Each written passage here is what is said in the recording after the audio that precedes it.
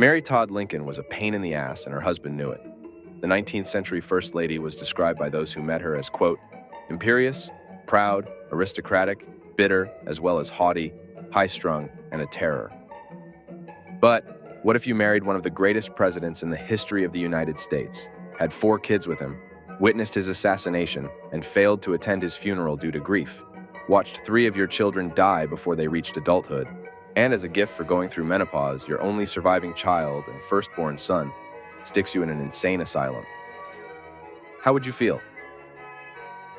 Honest Abe was devoted to his wife, but he recognized that some people had a, strong aversion to her. Hell, the woman alienated half the people she encountered. Letters he wrote as a congressman show him chastising her for claiming that she was on good terms with people back home in Illinois, but the local gossip floating around town told a different story. She also drove him up the wall with her lavish tastes and obsessive spending. Her occasional fits of fury were a constant source of tension in their marriage. One time early in their marriage, she was seen chasing her husband down the street with a butcher knife. Why? We can only suspect. Tiger Woods, anyone? Anyway, on another occasion, Civil War officers caught her going off on him for not inviting her to a military review. She kept going at him in front of them, really letting him have it. One of the officers even said that Lincoln handled it like a champ, staying calm and dignified through the whole ordeal, just like Jesus would have. He showed pain and sadness, but kept his cool. During the raging episode, Lincoln tried doing different things to calm her down. He kept calling her Mother, his nickname for her. A curious nickname, I agree, but we shall pass on investigating the psychology behind that for now. He kept pleading with her and begging her, but she still kept screaming at him, and so he walked away perhaps before anyone could witness a murder scene. Unfortunately, her histrionic tendencies worsened as she grew older, but to be fair, like I mentioned earlier, it kind of makes sense given what she went through. And there is only so much pain a woman can go through in this life. So, I don't know if her behavior really warranted what her only surviving child did to her. Robert Lincoln, compared to his plain and agreeable father, was more rigid and uptight. He tried to bear his mother's interference in his marriage as she smothered him and fought with his wife. He bore her quirks, though they mortified him, like her attempts to commune with her dead children through mediums. But he was quite intolerant of one thing, and that was her spending. On this issue, Robert was appalled by his mom's extravagance, and he would not give an inch. The way he went about it, though, was a bit unfair, in my opinion. One morning in May of 1875, 3 men arrived unexpectedly at the Chicago hotel where Mrs. Lincoln was staying and ambushed her. They forced her to accompany them immediately to the local courthouse, where a jury was standing by to judge her sanity. One of the men was Leonard Swett, a Chicago lawyer who had nominated her husband for president. Imagine the betrayal she must have felt as now he was representing her son, who had charged her with being insane. The 2 other men were officers, who came along as backup and were ready to use force if necessary. Swett informed her that her friends had come to the unanimous conclusion that her past troubles had caused her a great deal of stress, resulting in mental illness. Mrs. Lincoln was astonished, but calmly replied that she was not crazy and was very much able to take care of herself.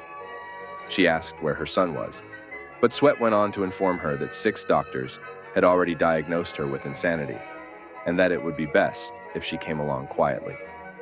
She protested loudly, as she had never been seen by any doctor for any mental health issues. It was clear that the poor woman had no idea that her son Robert had orchestrated her capture. She found out later, though, when he showed up as the star witness against her during the court hearing. Robert was also the one who hired those doctors to testify against his mother. The doctors were part of a long list of witnesses he had gathered and paid off to help make his case, and they were all waiting at the courthouse to pass judgment on the famous widow.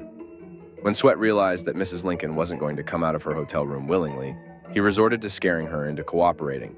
He basically said she had 2 options. She could walk out of the room, calm and dignified, hop in his carriage, and head to the courthouse. Or she could resist and get dragged out in handcuffs by his 2 buddies. The second choice would definitely create a spectacle, and regardless of the situation, would muddy her reputation. She became enraged. She started yelling at Swett, telling him to stop being nosy and take care of his sick wife at home.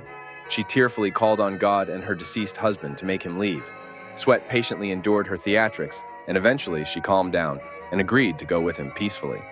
When they reached his carriage, still angry, She wouldn't let him help her get in because she didn't want him touching her. When they arrived at the courthouse, it was packed with a peanut gallery eagerly awaiting the show that was about to go down. The proceedings, however, were briefly delayed because her defense attorney, Isaac Arnold, another Chicago lawyer and friend of Lincoln's, suddenly declined to defend the former First Lady. It turned out that he had also been recruited by her son's camp because they did not want a competent lawyer who could shred the weak case they had brought against her. Sweat was furious. He confronted Arnold, and the two went back and forth over his defection. Who knows why he changed his mind? Maybe he felt guilty for a second and couldn't picture himself locking up his friend's wife. But after Sweat and Robert's camp put the heat on him, he finally came around. What continued was a true kangaroo court. 17 witnesses were produced by the prosecution, including the expert doctors who had never examined Mrs. Lincoln, but who all concluded she was fit for the asylum after hearing her symptoms described to them by Robert and his lawyers. The list of witnesses against her included hotel employees, a housekeeper, a waiter, and a number of sales clerks, who were all brought on to show how dangerously extravagant she was. And lastly, her son, Robert Lincoln, himself.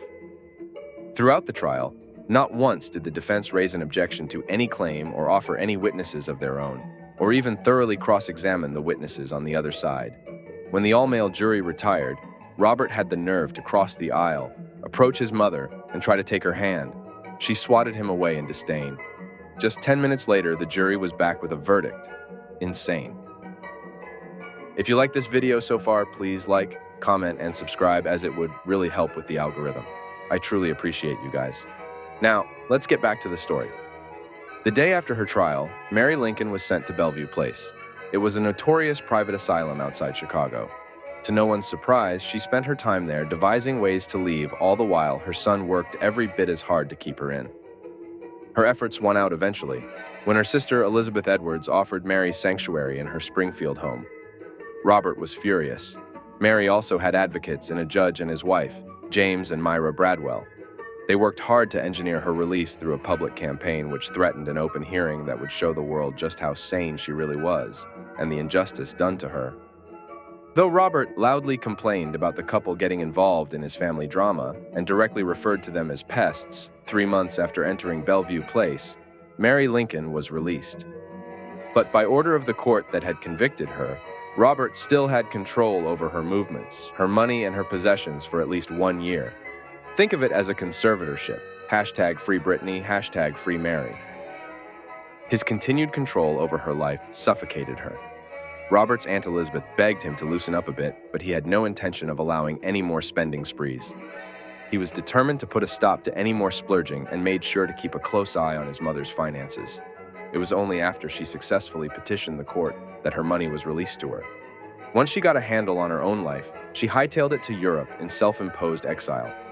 She fled America partly because she was tired of everyone thinking she was nuts, but mostly because she was worried her son would try to have her committed again. She was gone for 4 years and was so bitter over what her son had done that she refused to communicate with him and even avoided writing his name.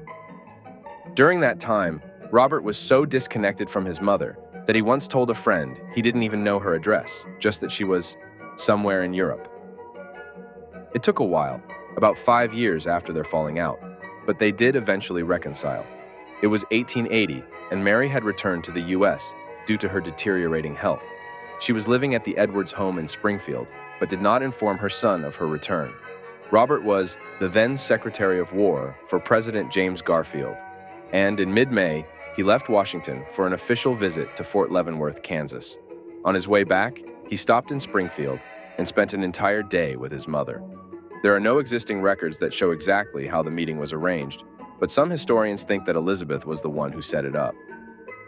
For the rest of Mary's life, Robert, usually with his family, visited his mother every few weeks.